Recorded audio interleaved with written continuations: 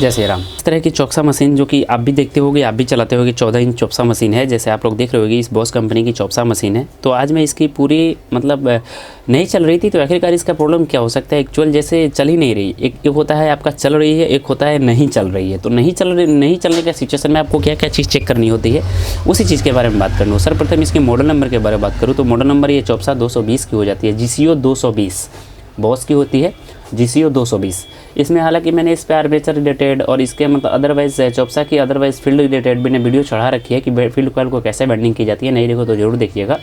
फिलहाल इसमें एक प्रॉब्लम ये निकल करके सामने आई कि ये फील्ड कॉइल हमारी मतलब ये इसकी मशीन जो थी ये नहीं चल रही। तो फिर हमने मशीन को ओपन किया तो इसकी सारी पार्ट हमने यहाँ पे ला करके आपके सामने रख दिया। जो कि इसकी आर्मेचर की बात करूँ तो आर्मेचर कुछ इस ढंग से इसके हैं, जो कि हमने जो भी इसमें पार्ट इस्तेमाल करते हैं सब ओरिजिनल पार्ट्स इसमें लगाते हैं। तो ये ओरिजिनल आपका चौकसा का आर्मेचर हो जाता है। जो 14 इंच की जो आर्मेचर होती है यही आर्मेचर है जो कि ओरिजिनल होती है।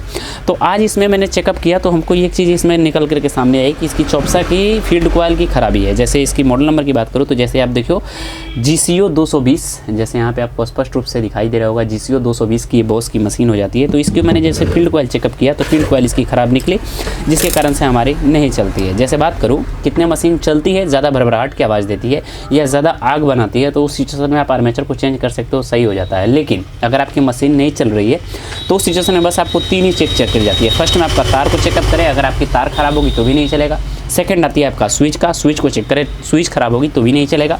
और थर्ड आता है जो लास्ट होता है आपका होता है फील्ड कॉइल चेक करो। अगर फील्ड कॉइल में एक भी लेयर आपकी कटी होगी, जैसे एक ये लेयर होती है, एक ये लेयर होती है, अगर इसमें से दोनों में एक भी लेयर कोई कटी होगी तो आपकी फील्ड कॉइल नहीं चलेगी। तो जैसे मैंने इसको बात किया तो आप थोड़ी सी मीटर की तरफ आप ध्यान दोगे और दिखाई देगा आपको कि इसकी फील्ड कॉइल को मैंने चेकअप किया तो इसमें देखो इसमें कंटिन्यूटी है हमारी नहीं आ रही है। जैसे इस फील्ड कॉइल की बात करूँ तो इसमें हमारी कंटिन्यूटी आ रही है, जैसे दिख रहा है ना आपको, इसमें कंटिन्यूटी हमारी आ रही है।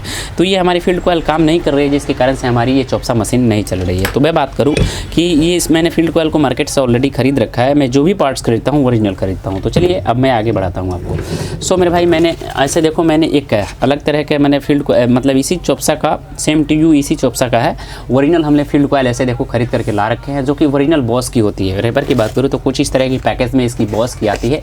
प्राइस की बात करूँ तो सर्वप्रथम मॉडल की बात करूँ तो चौकसा 200 और 220 में यही कॉइल लगता है, दोनों मॉडल में यही कॉइल लगता है।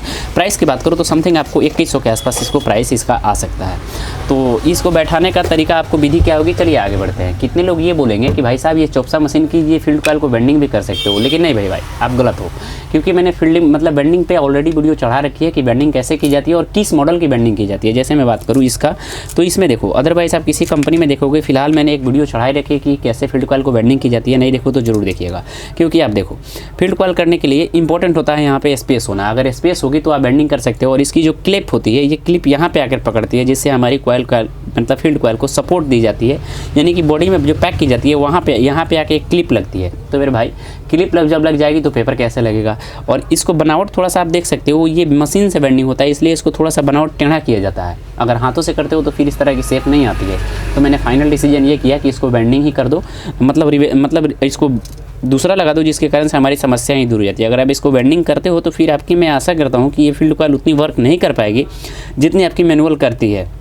तो मैं यही सजेस्ट करूंगा कि आप इसको फील्ड कॉइल को चेंज ही कर दो।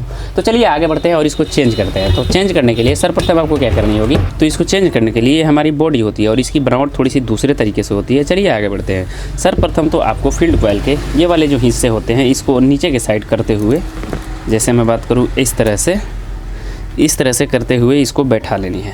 और ये चीज़ ध्यान रखनी है कि ये वाली जो सिरे होती है ये दोनों सिरा आपको एक यहाँ पे आकर निकलेगी, एक यहाँ पे देखो यहाँ पे आकर के निकलेगी और दूसरा आपको यहाँ पर आकर के निकलेगी। तो यहाँ पे आपको इसको फिक्स करना होगा। सर्वप्रथम तो इसको हम फिक्स करते हैं बहुत ही आसान और बहुत ही ईजी तरीके से। देखो हमारी फील्ड कॉइल जहाँ पर जा कर के बैठनी थी वहाँ पर जा कर के बैठ चुकी है। अब इससे अंदर को हमारी फील्ड कॉइल अब नहीं जाएगी। उसके बाद में हम सर्वप्रथम इस लेग वायर को, और इसके सही जगह की मैं बात करूँ तो इसका सही जगह आपको ये वाला हिस्सा होता है, आपको यहाँ पे ला करके और ऐसे देखो ऐसे रख करके और यहाँ पे एक नट लगानी होती है, जो छोटा सा नट होता है, छोटू सा नट होता है। इस नट को आपको यहाँ पे टाइट कर लेना होगा। सुमर भाई नीचे अपने दोनों इसको टर्मिनल को दोनों को अच्छे तरीके से आप कस लेने होंगे। जैसे देखो मैंने नट लगा के कस लिया है। टर्मिनल बहुत ही इंपॉर्टेंट होता है, अगर आप लूज़ करते हो तो फिर आपकी बॉडी भी शॉर्ट हो सकती है। उसके बाद में एक चीज़ देखो, जैसे मैंने आपको जिक्र किया कि इसको वेल्डिंग करने के लिए क्या चीज़ करना पड़ता है, तो यहीं आप दोनों जो आपके पार्ट है ना, यहीं से आपको वेल्डिंग नहीं की जा सकती है, जिसके कारण मतलब यही जो पार्ट है जिसके कारण से आप इस मशीन को वेल्डिंग नहीं कर सकते हो। अब देखो ये जो जैसा क्लिप आपको दिख रहा है ना, ये क्लिप आपको यहाँ पे लगाई रहती है, ऐसे दिख रहा है ना आपको, ऐसे ऐसे दिख रहा है, ऐसे लगाई रहती है यहाँ, और फिर से ये लगाई रहती है आपको यहाँ। अब देखो इस दोनों क्लिप के नट को आपको अच्छे से टाइट करना होगा। अगर ये लूज़ कर दे हो तो फिर आपकी फील्ड कॉइल अनबैलेंस भी हो सकती है, क्योंकि ये आपकी दोनों लेग लग चुकी है, इसी के कारण से आपको फील्ड कॉइल को बेंडिंग नहीं की जा सकती है। तो बस इस वायर को ऐसे बैठाओ और ऐसे बैठाओ, और इस कवर को ऐसे लगाओ, ऐसे देखो ये हो गई हमारी तैयार। अब इसमें हमारी फील्ड कॉइल, ये आर्मेचर को ऐसे लगाओ,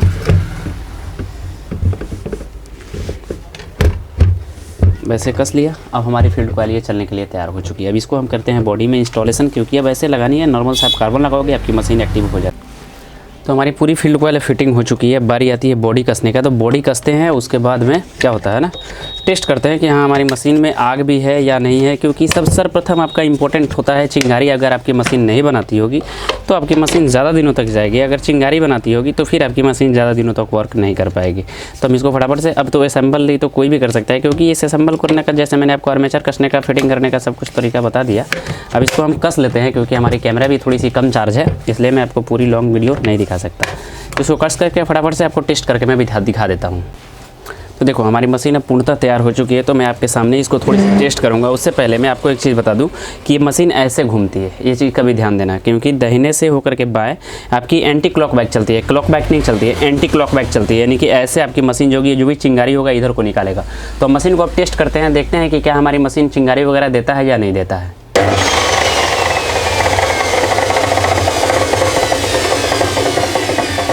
जैसे आपको दिख रहा होगा हमारी मशीन ऐसे चल रही है ना।